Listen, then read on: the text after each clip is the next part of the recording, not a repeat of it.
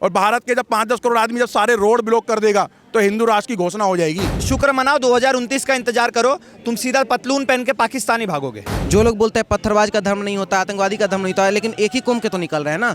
जो कौम हत्या से शुरू होता है वो कौम आज की डेट में हम लोग को पढ़ा रहा है कि अमन शांति से कैसे जीना है। जिस दिन पूरा का पूरा भगवाधारी बैठ गया ना प्रधानमंत्री योगी आदित्यनाथ, तो सबको पाकिस्तान छोड़ के जाना पड़ेगा। भारत में तो तुम्हारा ठिकाना वैसे भी नहीं लगने वाला। गंगा मारी थी, जमुना मारी थी, तेजी बिन की गौ माता मारने वाली, गौ मांस खाने वाली।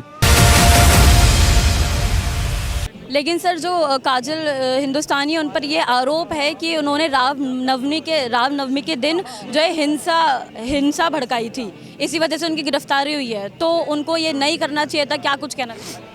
मैम देखिए, ठीक है, मान लीजिए वहाँ काजल हिंदुस्तानी भड़का दी मामला, ठीक है, मान रहे हैं, चलिए हर जगह बीजेपी दंगा भड़का दिया, लेकिन पश्चिम बंगाल में 2500 प्लस किलो जो है क्या बोलते हैं एमोनियम नाइट्रेट मिला है, वो भी क्या बीजेपी वहाँ जाकर रख देगा? वो एमोनियम नाइट्रेट जिससे बम विस्फोटक हो सकता है, एक ही कौम के आदमी रखे थे। जो लोग बोलते हैं पत्थरबाज का धर्म नहीं होता, आतंकवादी का धर्म नहीं होता है, लेकिन एक ही कौम के तो निकल रहे हैं ना।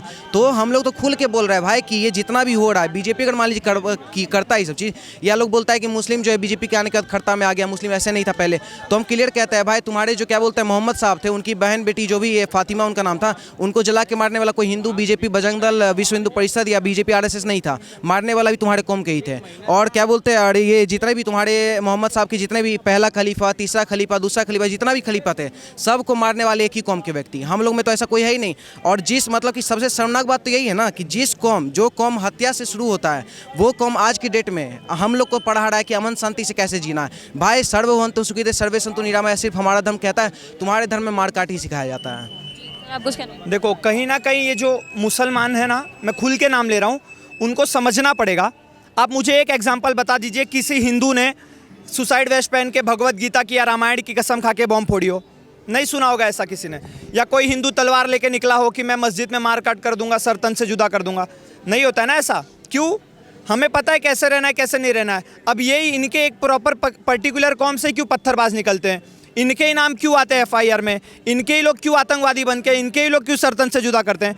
कहीं ना कहीं इनके नींव में दिक्कत है, वो नींव इनको सुधारने की ज़रूरत है। और जहाँ तक रही बात, अभी तो मोदी जी हैं, तो ये लोग उड़ लें। जिस दिन पूरा का पूरा भगवाधारी बैठ गया ना प्रधानमंत्री योगी आदित्यनाथ, तो सबको पाकिस्तान छोड़ के जाना पड़ेगा। भारत में तो तुम्हारा ठिकाना वैसे भी नहीं लगने वाला। अब ये बात करेंगे भाईचारे की, भाईचारा क्यों, बहनचारा क्यों नहीं होता? गंगा जमुनी तहजीब की बात करोगे, तुम्हारी सोलह और शिबा वाली कहाँ चली जाती है? सिर्फ और सिर्फ हम हिंदुओं को इस सेक्युलरिज्म का चूरन खिला के रखा था, वो अब चूरन खाना हमने छोड़ दिया है। आप एक चीज़ देख लो, जहाँ पे हिंदू मजबूत होता है ना। सर हिंदू भाई हो सकते हैं, हिंदू मुस्लिम भाई क्यों नहीं? कहाँ हिंदू मुस्लिम भाई हो सकते, बताओ? खाने वाला और गाय को पूजा करने वाला दोनों कोई भाई हो ही नहीं सकता, क्लियर बात है। हम भाईचारे की बात करेंगे, हमें चारा बना के खुद भाई बन जाते हैं। सर कश्मीर में भी हिंदू मुस्लिम ही थे ना, कश्मीर फाइल्स आपने भी देखी होगी। किसने खबर दी थी कि वो चावल के डब्बे में बैठा हुआ है? वही था ना, बचपन से पड़ोसी थे, साथ में खेले थे, पड़े बड़े थे। कहीं ना कहीं उनके अंदर ही वो चीज़ होती है। अरे आप वो छोड़ दीजिए, आप मुगल की बात कर लीजिए। औरंगजेब ने अपने बड़े भाई का सर काट के अपने बाप को पेश कर दिया था, कहाँ चला गया था उनका भाईचारा? तो अब ये दोगलापन तुम्हारा नहीं चलने वाला, सुधर जाओ, वरना एकदम से मिट्टी में मिल जाओगे जिस दिन हिंदू जाग गया। और तुम वही काम कर रहे हो, सरतन से जुदा नारे लगा के इनडायरेक्टली तुम हमें जगाने का काम कर रहे हो। और शुक्र मनाओ 2029 का इंतजार करो, तुम सीधा पतलून पहन के पाकिस्तानी भागोगे। सर आप कुछ? मैं ये कहना चाहता हूँ, हमें ये देखना पड़ेगा, ये जो भाईचारा कहते थे ना, मैं पहले ही बोल चुका हूँ। मैं हर चैनल पे एक ही बात बोलता हूँ, गंगा जमुना की तहजीब वाली बात। कोई गंगा मारी थी, जमुना मारी थी, तहजीब इनकी गौ माता मारने वाली, गौ मांस खाने वाली। और हम भाई भाई किस रूप में हो सकते हैं? आप बार बार ये पत्रकार को बोलते हो भाई हिंदू मुस्लिम भाई भाई क्यों हो सकते हैं? हम किस रूप से, किस एंगल से भाई भाई हो सकते हैं? क्योंकि ये तो अपनी बहनों से शादी कर लेते हैं और हम अपनी बहनों के कलावा बंधवाते हैं, अपनी बहनों के हम ब्याह करवाते हैं, अपनी बहनों को सर पे बिठा कर हम लोग विदा करते हैं, ठीक है जी। और ये हम गौ माता को पूजते हैं, ये गौ मांस खाते हैं। इनके और उनके, हमारे में कल्चर में ज़मीन आसमान का फ़र्क है। ये कट्टरपंथी हैं, हम राम को पूजने वाले हैं। हमारे में तो ये हमें कोई 1% हेल्प करता है तो हम लोग पता है क्या उनकी 10% हेल्प करते हैं, ठीक है जी। देखो ना, इनका सब कुछ झूठा है इस देश में। जो लोग कहते थे कि हम अल्लाह के सिवा अल्लाह के अलावा हम किसी से नहीं डरते, तो इन्हें हिंदू राष्ट्र से क्या बात का डर लग रहा है?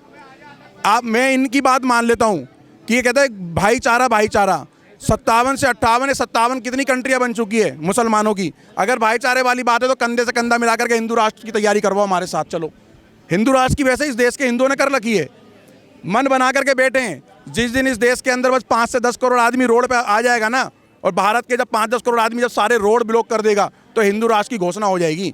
और हिंदू राष्ट्र की घोषणा हमारे ना धीरेन्द्र शास्त्री जी ने और योगी जी ने बोल दिया हिंदू राष्ट्र है, केवल ऑफ केवल। सर हिंदू राष्ट्र ठीक है, हिंदू राष्ट्र की मांग उठ रही है, होना भी चाहिए, उसके ऊपर एक अलग ओपिनियन है। लेकिन वहीं अगर ये काजल हिंदुस्तानी जैसी, नुपुर शर्मा जैसी अगर नारियां बोले कुछ तो उनको उनकी गिरफ्तारी हो जाती है, सर तन से जुदा के उनके विरोध में जो है नारे लगने शुरू हो जाते हैं। तो ये सब मैं यहाँ पर एक बात बोलना चाहता हूँ भाई, यहाँ दीवारों पे लिखा रहता टॉयलेट करना मना है, ठीक है, उनकी कॉपी पे कोई चीज़ लिखी हुई थी तो केवल ऑफ केवल वो लड़की ने पढ़ा था उस चीज़ को, और पढ़ना मेरे घर के बच्चे छोटे छोटे पढ़ देंगे उस बुक को पूरी तो ये सर तन से जुदा के नारे निकालने लगेंगे।